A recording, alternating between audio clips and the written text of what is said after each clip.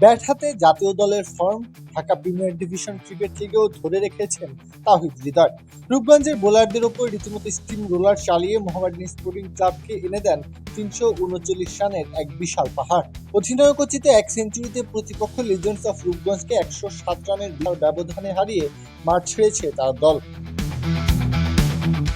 Toss হেরে bat করতে নামা মোহামেডানের ইনিংসের মূল কাণ্ডারি ছিলেন তাওহিদ হৃদয়।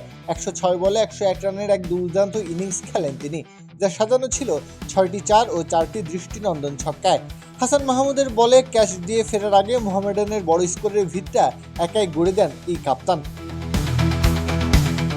হৃদয় কেন্দ্রীয় চরিত্রে থাকলেও দলের বাকি ব্যাটাররা তাকে দারুণভাবে সঙ্গ দিয়েছেন। ওপেনার মোহাম্মদ নাইম শেখের ৩৪ রানের পর উইকেটে ঝড় তোলেন এনামুল হক বিজয়। ৫টি ৪ ও ৫টি ছক্কার সাহায্যে ৬৩ বলে ৭১ রানের এক মারকুটে ইনিংস খেলেন এই উইকেট রক্ষক ব্যাটার। এরপর হৃদয়ের সাথে এক অনবদ্য জুটি গড়েন আফিফ হোসেন ধ্রুব। আফিফও সমান তালে রান তুলে ৭০ বলে করেন ৭০ রান। শেষ দিকে ইয়াসির আলী চৌধুরীর মাত্র ১৪ বলে খেলা অপরাজিত ৩৩ রানের ক্যামিওতে ৫০ ওভারে ৫ উইকেট হারিয়ে ৩৩৯ রানের পুঁজি পায় মোহামেডান।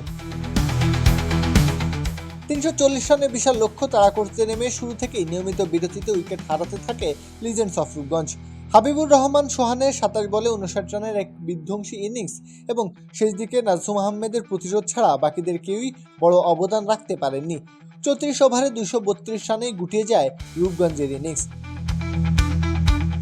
প্রত্যাহার কাব্য, খেলা ৭১।